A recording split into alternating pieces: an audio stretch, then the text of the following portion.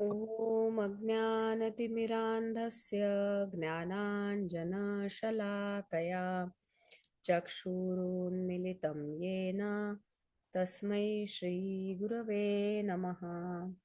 I was born in the darkest ignorance, and my spiritual master opened my eyes with the torch of knowledge. I offer my respectful obeisances unto him.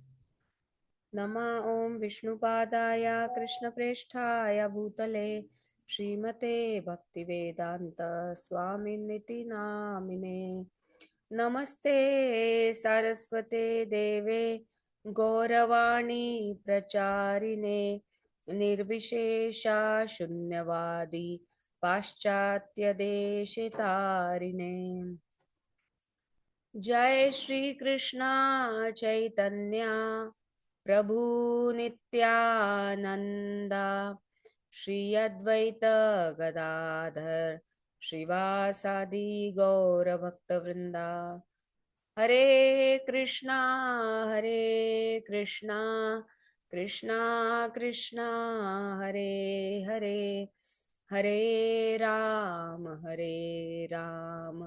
Ram Ram Hare Hare Manchakalpatarubhyascha Kripa Sindhubhya eva cha Patitanam Pavanebhyo Vaishnavebhyo Namo Namaha.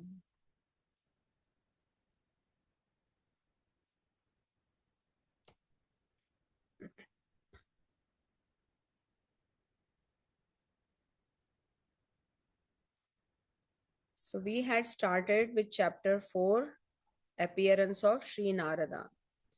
And this is a beautiful section. Of course, I mean, earlier also, those sections were really, really beautiful, wonderful, um, delineating the glories of Lord. So, first chapter is was mostly about the 6 questions of the sages. Second chapter was mostly there were answers by Sutta Goswami. There was also a very important theme of qualifications of hearer and the speaker. And then we also learned about the various incarnations of Lord Shri Krishna. So, but that was also a partial list because Krishna is unlimited, so he has unlimited incarnations. And then now we are in this section where how this Bhagavatam came into existence. That part will be that is the main thing that will be covered. But yes, there are many questions around this theme, which Shaunaka Rishi would be asking. Shaunaka is the leader of this assembly of sages in Naimisharanya who are doing the sacrifice, 1,000-year sacrifice, right? And there Sutta Goswami comes, and then they offer him the seat, and then they ask the 6 questions, and then Sutta Goswami is telling them, I mean, he offers obeisances to Shukadeva Goswami, and he tells that when he was sitting in that assembly, when Shukadeva Goswami spoke Srimad Bhagavatam to Parīkṣit Maharaj, so he was sitting in that assembly. So whatever he has heard and whatever he has assimilated or realized, he will share that. Yatha dhitam yathamatim, he said. Okay, so last week we completed these 4 verses, and in these 4 verses, these questions were asked. In what period and at what place was this first begun, and why was this taken up? So what did first begin? That relate the pious message of Srimad Bhagavatam, which was spoken by great and powerful sage Shukadeva Goswami. So in what period and at what place it first began, and why was this taken up? From where did Krishna Dvaipayan and Vyas, the great sage, get the inspiration to compile this literature? Right? So please remember these questions because they will be answered in the upcoming verses and chapters. His Vyasadev's son was a great devotee and equibalanced monist whose mind was always concentrated in monism. He was transcendental to mundane activities, but being exposed, he appeared like an ignorant person. So, first Shukdev Goswami was a monist, means he was a jnani, that everything is one. So he believed in oneness. So Rutul Prabhu and I were discussing last week. And then there are some people who believe in Dvaita. Dvaita means dualism. So monism is Advaita, right? So, but our philosophy that Lord Chaitanya Mahaprabhu has given, because we cannot limit God by either being Dvaita or either being Advaita. He can be both. He can be whatever he wants. Otherwise, how can he be almighty? So therefore, Lord Chaitanya Mahaprabhu has given the philosophy of Achintya Bheda Abheda Tattva. So there is Abheda also, means Advaita is also there, and Bheda means Dvaita is also there. Means what? Um, how we are Abheda, how there is Abheda, that we are in nature same as Krishna, Satchidananda. But in quantity, we are very, very, very minute as compared to Krishna. Right? Here comes the Bheda. And Srila Prabhupada illustrates this with example of ocean, drop of ocean water. If you take a drop of ocean water, it is same. In what sense it is same? Can anybody say? It is Quality same with wise, the ocean. property wise, Yeah, what property? liquid. Uh, Water is a liquid and it Yes. freezes when temperature goes down. And Yes. And what else? You said something, Ritu Prabhu? I was just saying a qualitative. Yeah, quality. So, like Mataji said, that's correct. It is also liquid, but also it is salty. That is the real nature of ocean water, right? That it is salty. So, like whole ocean water is salty, and this drop will also be salty. So, this is called as oneness. But what is difference? Is this just a drop, and that's a big ocean. Similarly, Prabhupada ji gives the example of gold ornament and gold mine. That gold ornament, let's say a ring, is same with the gold mine as far as quality is concerned. It is also gold, same composition, chemical composition, but quantity wise it is very small. So now you might have understood that this is how Achintya Bheda Abheda Tattva works. And also, like if we are aligned with Krishna, many people, many great personalities are called as Bhagavan in Bhagavatam. Many places you will see. And why are they called Bhagavan? Because they are aligned with the desires of Krishna. They completely know the heart of Krishna, and they are aligned with his desires. And that's why they sometimes behave in such a way that we cannot understand. We might think that, oh, why Lord sent Mother Sita to the forest? I mean, she was pregnant, and so poor Sita. But we don't understand the heart of the Lord, right? So but great devotees understand. So in that way also there is oneness. So in the different ways it can be understood. So anyways, I just wanted to give a little bit of recap, because last week only Rutul Prabhu and I were there. Kashyap Prabhu came for a little bit, Mataji and Prabhu, but their internet was giving trouble. So okay, so let's move on to, so hold on to these questions. um Vyāsadev's son was a great devotee and a monist whose mind was always concentrated on monism, but being exposed he appeared like an ignorant person. So this is just looks like a statement, but actually they are asking about Shukadev Goswami also. So let's go. Did we do text 4? Let me see. Yeah, we did. Okay, let's go to text 5. Yeah.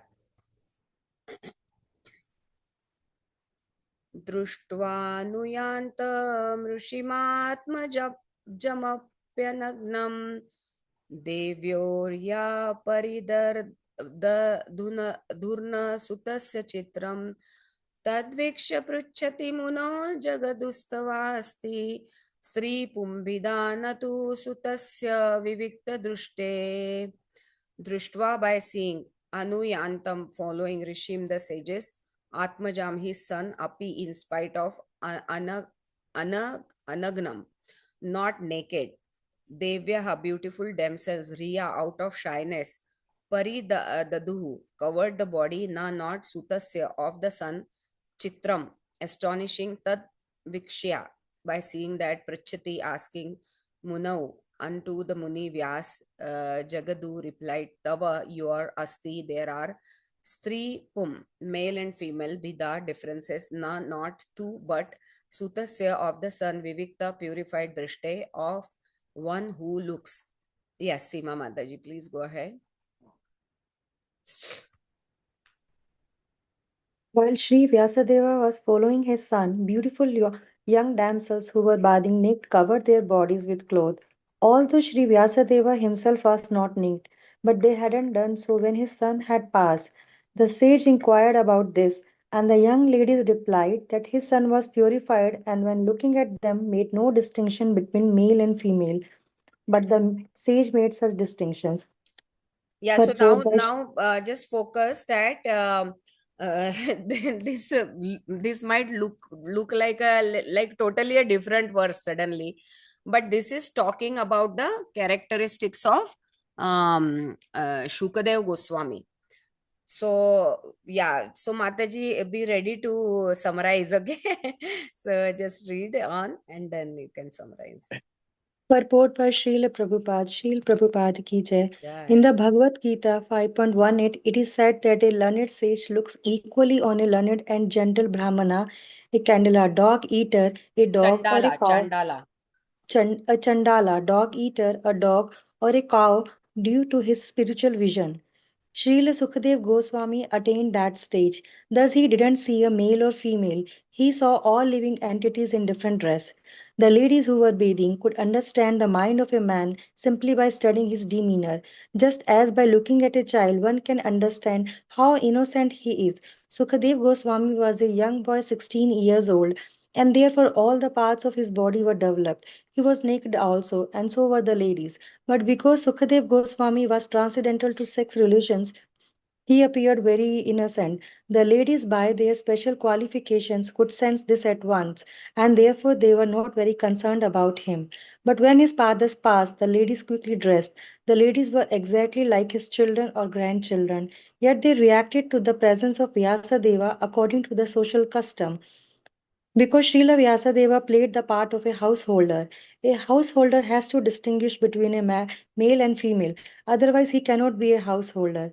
One should therefore attempt to know the distinction between body and soul without any attachment for male and female. As long as such distinction is there, one should not try to become a sannyasi like Sukadev Goswami. At least theoretically, one must be convinced that a living entity is neither male nor female. The outward dress is made of matter by material nature to attract the opposite sex and thus keep one entangled in material existence. A liberated soul is above this perverted distinction. He doesn't distinguish between one living being and another. For him, they are all one and the same spirit. The perfection of the spiritual vision is the liberated stage, and Srila Sukadev Goswami attained that stage. Srila Vyasadeva was also in the transcendental stage, but because he was in the householder life, he didn't pretend to be a liberated soul as a matter of custom. Yeah, any thoughts, Mataji? Quick thoughts.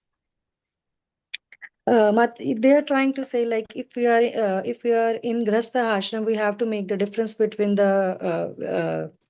Male and the female. male and female. But as we became sannyasi, like so they should understand the difference. There should not be any difference between the genders. They should be above these like above the body Distinctions. qualities. Yeah. Like they should like we all are souls and not the permanently we are souls like the soul is moving from one janma to Yeah. another janma and not the body is Hmm. like clothes, Hmm.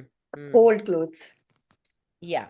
So mainly this is talking about the level of Shukadev Goswami. his level of renunciation, right? So he was so renounced when he was born. He was already 16 years old, and his body was completely developed, but still he just came out of womb of the mother and he just left, and he was just walking, and these ladies were taking a bath in the river, and they did not feel a need to cover their bodies because they just understood, you know so whenever there is a elevated personality around, we can sense his presence because of their elevated consciousness. So when consciousness is very elevated, it extends, it extends around the person, and that's called as aura, or that sometimes behind these paintings, behind Krishna's head, there is a effulgence shown. Or in India also, we saw many times, like Lord Shiva, Ganesha, many gods, and they show some aura effulgence in the back, right? So that actually shows their extremely elevated consciousness. So Shukadeva Goswami was like that, and these ladies could feel that elevation of the consciousness actually. So but for Vyasdev, I mean, it's not that Vyasadeva was not elevated. He was the incarnation, empowered incarnation of Krishna. But since, even though one is in elevated consciousness, that doesn't mean that, social custom, he doesn't need to follow the social customs. If he is in a society, then he needs to follow the social customs. So ladies also understand that, and Vyasdev also understand that. So that's why they covered their bodies. But mainly this verse is about the elevated position of Śrīla Śukadeva Goswami. Okay, so let's move on. 146. कथमालक्षितः पौरेः सम्प्राप्तः कुरु जाङ्गलान् उन्मत्त मूक जड वद्विचरण गजसायये. Katham, how Alakshita recognized Paurihi by the citizens, Sampraptaha, reaching Kuru Jāṅgalan, the Kuru Jāṅgala provinces, Unmatta, mad, Muka, dumb, Jadavat, stunned, Vicharan, wandering, Gaja, Sahavaye, Hastinapur. Yes, Sachin Prabhu, please go ahead.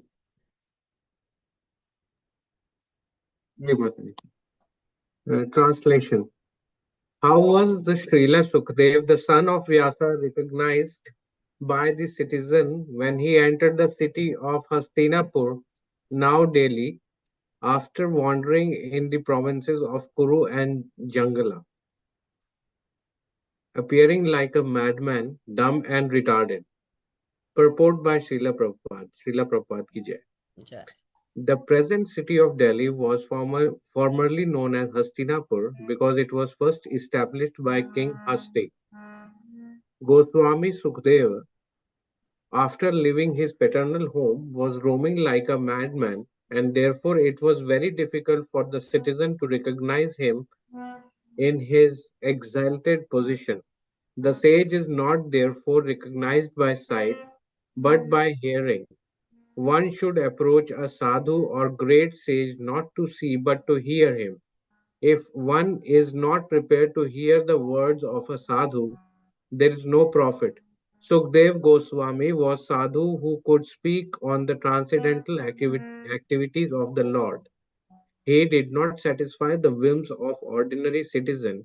He was recognized when he spoke on the subject of Bhāgavatam, and he never attempted jugglery like a magician. Outwardly, he appeared to be the retarded, dumb madman, but in fact, he was the most elevated transcendental personality. Yeah. So, any points, Prabhu, you wanna share? Mataji, I mean, very the personality was like he was so detached, I would say, so that I mean, though his personality was like very normal, but actually he was very elevated transcendentally. So that's what I think this purport is trying to portray. Mm-hmm.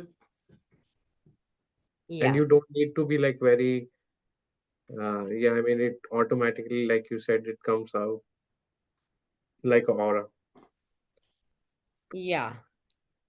Yeah. Elevated personality or very elevated consciousness. Hmm. So, yeah, people cannot understand many times, right? Elevated people, because their own consciousness sometimes is very like covered, so they cannot even recognize the person with a elevated consciousness. So that's why here is a very good instruction for us. And did anybody catch it? We should approach a sadhu not to see but to hear him. Exactly, This you I nailed like it. the ma'am. Yes, yes. So seeing or being in physical association is not that important, as much as hearing a sadhu is important, and taking his, I mean, absorbing his instructions, for our own benefit. So these instructions are so potent, so important, that if we follow those instructions, definitely it's going to, lead us to a very, very good destination, very closer to Krishna. So that we must remember. And yeah, about Hastinapur, because it was established by King Hasti, so it was later on named as Delhi. Yeah. Okay. So when he opened his mouth, when he spoke on subject of Bhagavatam, then he was recognized, right? So outwardly, another instruction for us is that don't go by the externals until and unless you hear a personality, right? So Prabhupada actually initiated so many disciples, right, from various backgrounds and various cultures and various different looks from different regions. So, but still, they all are like now pulling the whole movement. They were like, they are great personalities, and after they all are gone, then there will be no one who was in direct contact with Srila Prabhupada, right? So that places a big responsibility on those who want to follow Srila Prabhupada to take it more and more seriously each and every day, more progress. Okay, so verse 7. कथं वा पाण्डवेयस्य राजर्षेर्मुनिना सह संवादः समभूत्तात यत्रैषा सात्वती श्रुतिः. Katham, how is it? So still the questions are going on, so please notice that all these are questions. Katham, how is it? Va also Pandave Yasya, of the descendant of Pandu, Parikshit. So they are speaking about Parikshit. Rajarshe, of the king who was a sage, Munina, with the Muni, Saha, with Sama Vadaha, discussion, Samabhut took place, Tata, O darling, Yatra, whereupon Aisha, like this, Satvati, transcendental, Shruti, essence of the Vedas. Yeah. Mataji, you want to read? Yes, Mataji. Translation. How did it so happen that King Parikshit met this great sage, making it possible for this great transcendental essence of the Vedas, Bhagavatam, to be sung to him? Purport. Srimad Bhagavatam is stated here as the essence of the Vedas.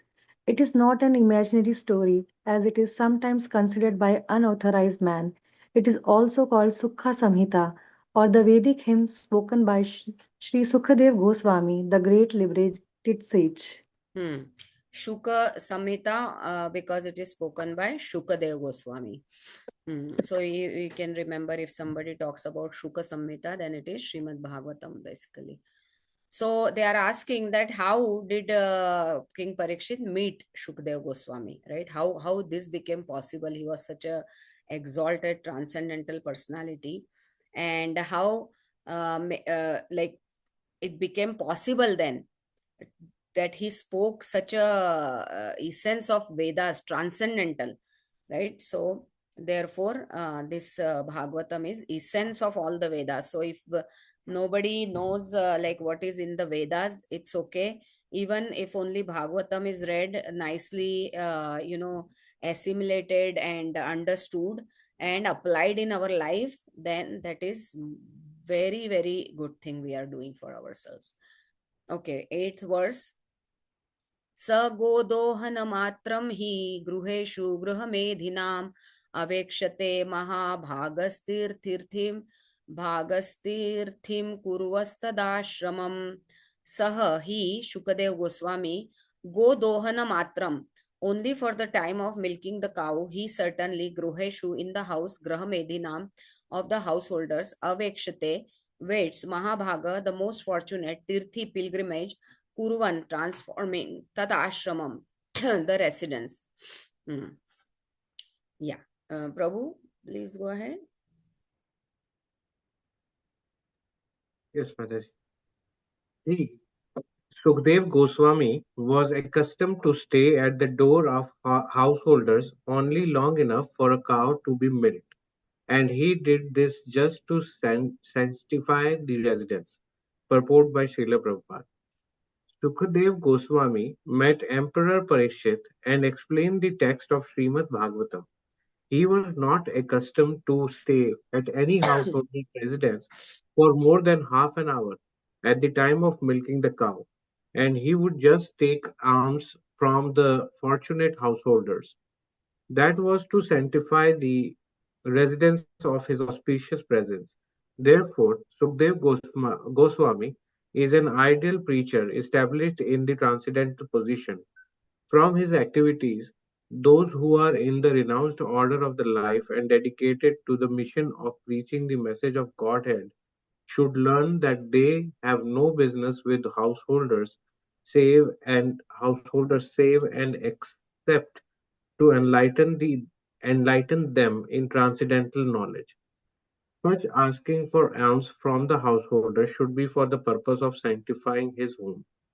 Or one who is in the renounced order of the life should not be allured by the glamour of the householder's worldly possessions and then become subservient to worldly men. For one who is in the renounced order of life, this is much more dangerous than drinking poison and committing suicide. You want to share anything, Prabhu?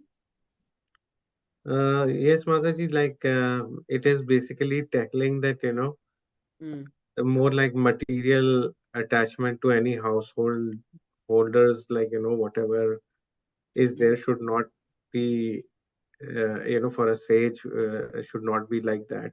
And like for basically Sukdev Goswami was also whenever he went to these people, he was taking something just to maintain his, daily house, keeping things, not like for other very, Just keeping his glamour. body Yes, self-preservation. That's it. yeah, not for glamour and whatnot. Yeah. Yeah, he didn't have any house or anything. He was not even wearing clothes. Yeah. These people, they actually, apply this sky being called as amber. Amber means cloth also. So sky is their cloth. That's it. All the directions are their clothes. So yes, Prabhu, so that's very wonderful you shared that how Shukadev Goswami is exemplifying that the renunciates have nothing to do with the householders, because householders are always engaged in they very often deal with Maya. And these renunciates, they have nothing to do with it. But still, in Krishna consciousness, Srila Prabhupada has taught us how to, dovetail everything in Krishna's service, even though we are householders. So that's a big, big boon for us as householders.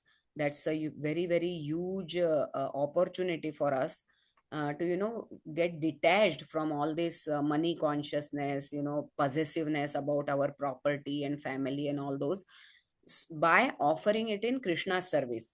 So our children we offer in Krishna's service, our house we offer in Krishna's service. How? By inviting devotees, feeding them prasadam, cleaning for the devotees, and like that. So slowly that position that we are mentally renounced, that position we will achieve soon also, right? So that's Prabhupada's great mercy.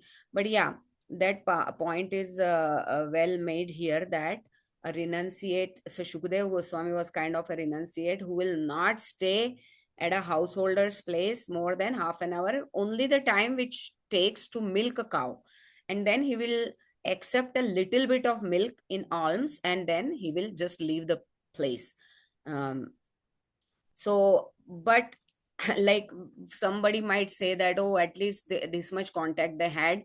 But that also, why do they go to householders? What is the reason given here?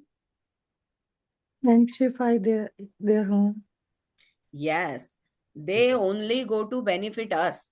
So sometimes, devotees, when I contact devotees to check if they would like to host Maharaj, because many times devotees are already have told me that next time when Maharaj comes, please, like we would like to host.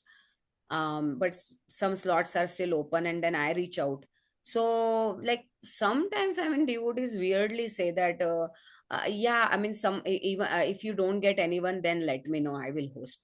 I mean, this is totally like something which is not understandable. Why? Because it's not that they are hankering to come to our place, it's they are giving mercy. I mean, we need to look at it in this way, because they can always stay in any temple, like ISKCON can feed them forever, you know but they are not after rest.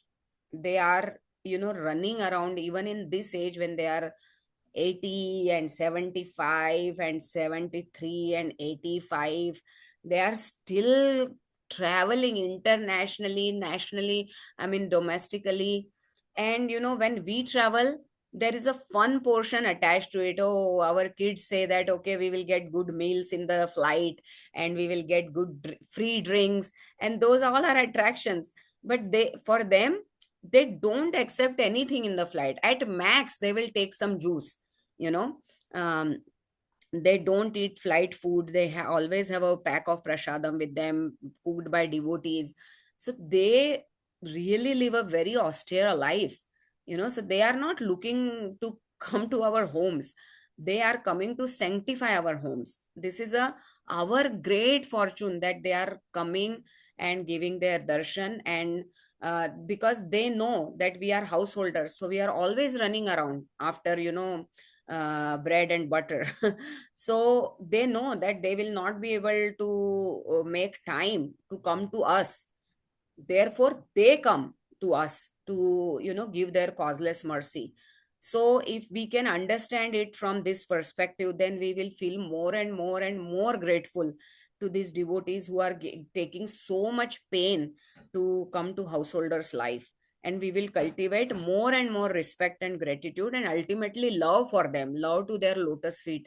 So then the service feels like, oh, this is not even enough what I am doing, it's so little. What they are doing for me is like, I cannot even imagine. They are giving me Krishna, and what am I giving them? Like some amount in envelope, right? And some, maybe milk or little water or something. They don't ask for anything.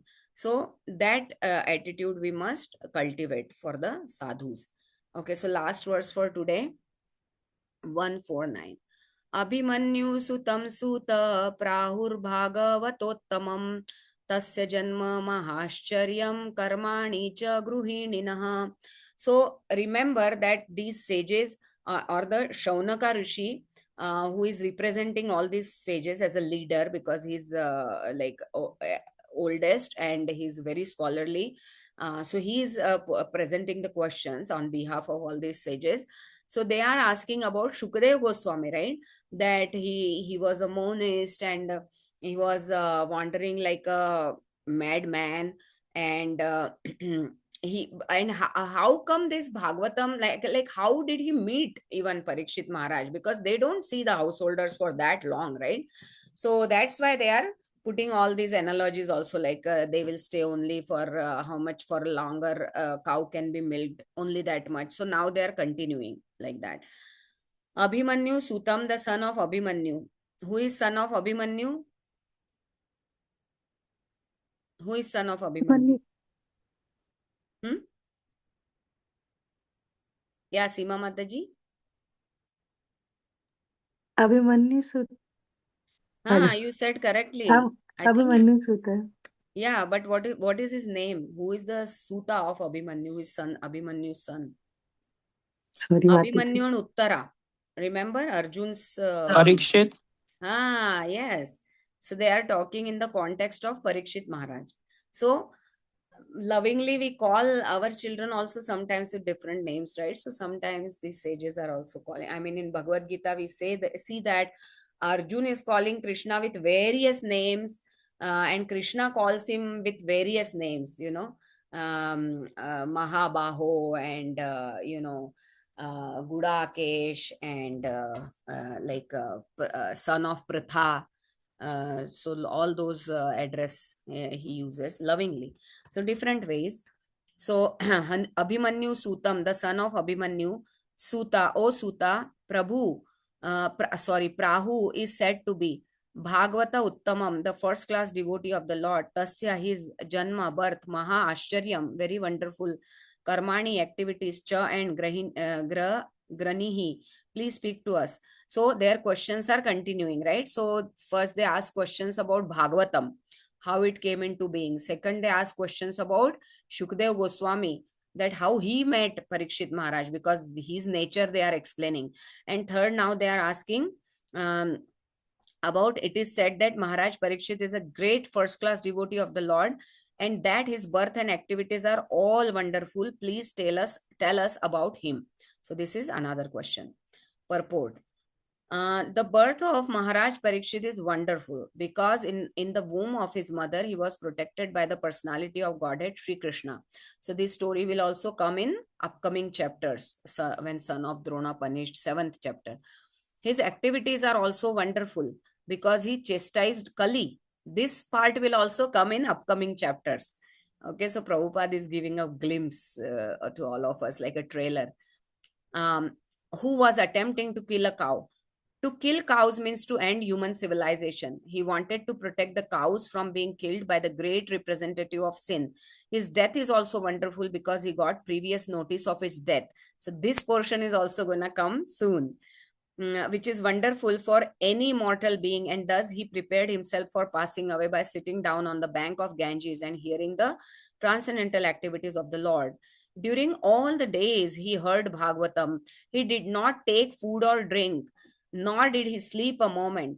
So everything about him is wonderful, and his activities are worth hearing attentively. The desire is expressed herein to hear about him in detail. So Prabhupada really covered some very important pastimes, incidences in Parikshit Maharaj's life. So his mother was protected by Krishna. He chastised Kali when he was the emperor, and who was chastised Kali, who was trying to kill a cow. And then he was also actually he was cursed. That's the reason why he's sitting in the bank of Ganges, right? He was given only 7 days to live, and in those 7 days this Bhagavatam was spoken by Shukadeva Goswami, but it was going for 24 hours, not like Bhagavat Saptah that are happening in India now. They do it for 4-5 hours and done. Not like that. And they easily go to 10th canto where Krishna's confidential pastimes are there. So that's not the way Bhagavad Saptah happen. It happens like this, like how Shukadeva Goswami is doing. And also, when he was hearing Bhagavatam, he didn't feel any thirst or any hunger. Continuously he was hearing Srimad Bhagavatam. So everything about him is wonderful, and these sages want to know about Parikshit Maharaj in detail. So hold on to these questions because they will be answered in upcoming chapters also. So we will stop here. Yeah. Anybody wants to share anything? we started with that, I guess, shloka 4, na? That Mm-hmm. shloka for which says Śrīla Śukadeva ji was naked and Fifth, everything. So number my, fifth. Yeah. yes, my mother is Jain. So at our place, Jain Muni used to come, Naga Jain Muni, and they Mm. used to come for prasadam. So I was able to relate it very Mm-hmm. properly. I didn't feel weird, and I really feel that line that we should approach a sadhu not to see but to hear him. So that is Yes. a very important Very line. wonderful. Yeah. Not judging them from externals. Yeah. So in Rishabdev's Maharaja's chapter in Canto 5, we will see how Jain religion also came into being in Bhagavatam. That's a good point, Mataji. Yes. So this is application point for us, that we should not judge anybody from externals, but just take their teachings, and particularly when they are taking us closer to God. Thank you, Mataji. Anything else? Mataji, I would just like to add, maybe it is like little bit on the same lines, just like Mataji just explained, like, Mm-hmm. like looking at the sage, with with not like basically hearing him rather than looking at him. It kind of extends to normal day life also, like, you don't want to judge a person by how he looks or how he kind Mm-hmm. of does, but you basically only kind of like, hear him, understand inside of him, and then react to things rather than just uh, going and being judgmental by the visuals. Mostly Mm. like when we make observations and Yeah. make judgments. Yeah. Because what we see is also a filtered vision because Right, we are putting our own conceptions also into it. right, Mataji. So, yeah, ultimately, our Shastras are teaching us that everyone is hankering for love for Krishna. And since we don't know yet that that is our actual need, so that need comes out in various, perverted ways, basically. Sometimes in anger, agitation, frustration, and we are trying to fulfill that need from others, basically. We have a need for honor, recognition, acceptance, love, all that. It is what ultimately it is the need for love, right, from each other. Of course, love is not only one kind. Love can be on different levels, but love is love, means respect for each other, gratitude for each other, for each other's being. So yes, we are searching for Krishna, and yet we have not figured out a way how to look for Krishna in our own lives. But these are the baby steps that we are taking, how you are mentioning, Prabhu, that we need to see even in our normal daily life also, even our family members, our colleagues in the office, that Krishna is sitting in their hearts as well.